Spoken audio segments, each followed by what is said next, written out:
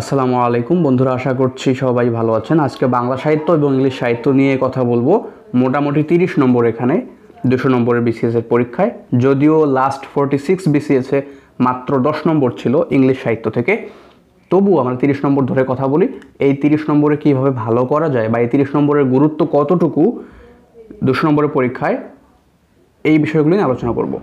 যারা আমার মতো একটু কম মেধাবী স্টুডেন্ট আছেন, বিশেষ করে যারা গ্রামের স্টুডেন্ট, গ্রামে পড়াশোনা করেছেন, যাদের বেসিক ভালো না বা একটু কম মেধাবী মনে করেন নিজেদের, তাদের ক্ষেত্রে এই 30 নম্বর খুবই গুরুত্বপূর্ণ।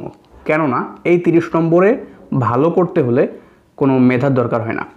যারা মেরিটিয়াস, এক্সট্রা মেরিটিয়াস, হ্যাঁ, তো তাদের আসলে তাদের সঙ্গে এখানে কোনো পার্থক্য হয় না। কারণ হচ্ছে যে এটা পুরো মেমোরাইজিং পার্ট, মুখস্থ করলেই হয়ে যায়। তো আমি যদি বিশেষ করে বলি, এখানে আবার অনেকে সাজেশন ফলো করে, শর্ট সাজেশন কাজ করে, অনেক সময় কাজ করে না, একটা রিস্ক থেকে যায়। কিন্তু যারা বুদ্ধিমান তারা করবে কি, এখানে রিস্ক নেবে না। আমি বুদ্ধিমান না হলেও আমি এখানে রিস্ক নেই কীরকম, আমি প্রচুর সময় পেয়েছি, পড়াশোনার সময় পেয়েছি বলতে ঠিক ভুল হবে। আমি যদিও অনেক পরে পড়াশোনা শুরু করেছি, আমি প্রচুর সময় দিয়েছি এই জায়গা দুটায়, বাংলা সাহিত্য, ইংলিশ সাহিত্য। ভালো লাগতো আর কি পড়তে। তো আমি এত বেশি সময় দিয়েছি যে আমার যে কোনো নোভেলের কথা যদি আপনি বলেন, তাহলে সঙ্গে সঙ্গে সেই রাইটারের নাম সিকোয়েন্সে চলে আসে। যদি যেমন হচ্ছে, আপনি যদি সূরা ফাতিহার কথা বলেন বা নামাজের মধ্যে পড়েন, নামাজের সাবকনশিয়াস মাইন্ডে অনেক সময় নামাজ পড়ে ফেলি, যদিও মনোযোগ দিয়ে নামাজ পড়া উচিত। তো নামাজের মধ্যে রুকু সেজদার যে তাসবিহগুলো আছে, তো এগুলো আমরা সাবকনশিয়াসলি পড়ে ফেলি, কিন্তু সেজদায় গেলে সুবহান রাব্বিল আলা বলে মুখ দিয়ে চলে আসে। ঠিক এরকম আমার বাংলা সাহিত্য, ইংলিশ সাহিত্য পৃথক পালঙ্ক বললেই নাম চলে আসে আবুল হাসানের।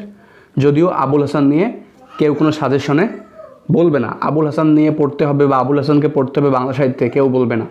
কিন্তু লাস্ট বিসিএসে আবুল হাসান থেকে প্রশ্ন হয়েছে। তো শহীদুল জহির রাজনৈতিক বাস্তবতা নিয়ে লেখালেখি করেন। তো এই যে শহীদুল জহির নিয়ে কেউ কখনো আপনাকে সাজেশন দেবে না। সবাই বলবে ওরা 11 জন পড়তে। ইংলিশ সাহিত্যেও পড়বে ওই যে Shakespeare, William Wordsworth, Christopher Marlowe, কয়েকজনের নাম বলবে পড়াশোনা করতে। তো এগুলো থেকে বেশিরভাগ প্রশ্ন আসে। কিন্তু এখানে যেহেতু হচ্ছে কোনো মেধার দরকার হয় না, জাস্ট পড়লেই হয়, মুখস্থ করলেই হয়ে যায়। তো তাই এখানে আসলে যারা বুদ্ধিমান তারা করবে কি, কোনো সাজেশন ফলো না করে যে কোনো একটা বইয়ে, যদি আপনি ডাইজেস্টের কথা বলেন, যে কোনো বইয়ে তো অনেক দেয়া আছে, তো সবগুলো পড়তে না পারলে যে কোনো একটা ডাইজেস্ট, প্রিসেপ্টরস ডাইজেস্ট হতে পারে, অ্যাসিউরেন্স হতে পারে, ইউনিক হতে পারে, আপনার যেটা ইচ্ছা, যে কোনো একটা ডাইজেস্ট নিয়ে সেই ডাইজেস্টে বাংলা সাহিত্য এবং ইংলিশ সাহিত্য, যদি আপনি অগ্রদূত বাংলা পড়তে পারেন অথবা এ গেটওয়ে অফ ইংলিশ লিটারেচারতে পড়তে পারেন, তাহলে তো খুব ভালো। আর না পড়তে পারলে কমপক্ষে যে কোনো একটা ডাইজেস্ট পড়া উচিত এই বাংলা সাহিত্য, ইংলিশ সাহিত্য। কেননা যে কোনো এখানে বাদ দেওয়া যাবে না। যদি আপনি কোনোটাই বাদ না দেন, তাহলে আপনি যেমন লাস্ট বিসিএসে 10টা ইংলিশ সাহিত্যে আমি 10টা প্রশ্নই পেরেছি এবং অনেকেই সেগুলো পেরেছে। ইংলিশ সাহিত্য 41 বিসিএস এবং 40 বিসিএসে মোটামুটি একটু টাফ প্রশ্ন হয়েছিল, ভিতর থেকে ক্যারেক্টার বেশি এসেছিল। এছাড়া অ্যাজ ইউজুয়াল প্রশ্ন বাইরে প্রশ্ন হয়েছিল। এছাড়া বাকি সব 43, 44, 45, 46 সবগুলোতে ইংলিশ সাহিত্য খুব সহজ প্রশ্ন হয়েছে। তো সহজ প্রশ্ন হোক আর কঠিন প্রশ্ন হোক, যেটা আমি বললাম, যদি আপনি কোনোটাই বাদ না দেন, মনে করেন হচ্ছে modern period, post modern period, আপনি হচ্ছে রেনেসান্স পিরিয়ড বা এলিজাবেথান, ক্যারোলিন, কমনওয়েলথ পিরিয়ড হলে সব পড়তে হবে, সব তো পড়বেন। রোম্যান্টিক পিরিয়ডে আপনি সব পড়বেন, নিও ক্লাসিক্যাল পিরিয়ডে সব পড়বেন। কিন্তু এই যে modern period, post modern period যদি বলি, এখানে যদি আপনি কিছু কিছু বাদ দেন, খুব একটা সমস্যা হবে না। যেগুলো ফেমাস রাইটার আছে, বিশেষ করে পোস্ট মডার্ন পিরিয়ডে যেগুলো রাইটার, আপনি সব রাইটার পড়বেন, এবং যারা বিভিন্ন সময়ে নোবেল পেয়েছিল সাহিত্যে, সেই সাহিত্যগুলো পড়লে, নোবেল পড়লে, তাহলে সেই রাইটারগুলো পড়লে আপনার কমন আসবে। যদি আপনার পোস্ট মডার্ন থেকে প্রশ্ন হয়, তাহলে এখান থেকে কমন পাবেন আপনি। এবং বাংলা সাহিত্যেও সেম, বাংলা সাহিত্যে আপনি যে কোনো একটা ডাইজেস্টে সব পড়বেন, সেই পৃথক পালঙ্ক আবুল হাসান থেকে শুরু করে শহীদুল জহির, আনিসুল হক থেকে শুরু করে, তো আপনি কোনোটাই বাদ দেবেন না বাংলা সাহিত্যে। তো এই যেগুলো বিখ্যাত, যারা বিখ্যাত রাইটার না, কিন্তু কোনো একটা চাকরির বইয়ে দেয়া আছে, আপনি সব পড়বেন। এবং বিশেষ করে যদি আপনি জব সলিউশন পড়েন, জব সলিউশনে মাঝে মাঝে বিভিন্ন পরীক্ষায় ইংলিশ সাহিত্য বা বাংলা সাহিত্য থেকে প্রশ্ন হয় ভেতর থেকে বলতে প্রচলিত না যে বিসিএসের মধ্যে যে সাহিত্যিকগুলো, তারপর যারা খুব বিখ্যাত না, কম বিখ্যাত, তাদেরগুলো মাঝে মাঝে অন্যান্য পরীক্ষায় আসে, সেগুলো জব সলিউশনে উঠাই দেওয়া হয়। তো আপনি যদি জব সলিউশন পড়েন সেখান থেকেও আপনি ওই কম বিখ্যাত রাইটারগুলোকে পড়তে পারবেন, তাহলে এটা আপনার স্কিপ হবে না। তো যেটা আমি বললাম, আবারও বলি যে বাংলা সাহিত্য এবং ইংলিশ সাহিত্য এটা খুবই ভালো দিক মোটামুটি যারা দুর্বল স্টুডেন্ট আছেন তাদের জন্য, কেননা এখানে এটাকে দিয়ে আপনি মেধাবীদের বিট করতে পারবেন। মেধাবীরা এই ইংলিশ সাহিত্য বাংলা সাহিত্যে খুব বেশি সময় দেয় না, তারা যদি 10 দিন সময় দেয় আপনি তাদের 3 গুণ সময় দিবেন, 30 দিন। কথার কথা, তারা যদি 1 মাস পড়ে আপনি 3 মাস পড়বেন। এর বিনিময়ে হবে কি, তাদের থেকে আপনি 5 থেকে 7 নম্বর এখান থেকে এগিয়ে থাকবেন। একটা মেধাবী স্টুডেন্ট থেকে আপনি যদি 5 থেকে 7 নম্বর এখানে এগিয়ে থাকেন, তাহলে বাকিগুলোতে তার সঙ্গে লেভেল প্লেয়িং হয়ে যাবে আপনার, তাহলে তাদের লেভেলে চলে যাবেন। সেখানে হয়তো 5-7 নম্বর আপনি কম পাবেন তাদের থেকে, ম্যাথ থেকে, সায়েন্স থেকে, আইসিটি থেকে, তো এখানে কভার হয়ে যাবে।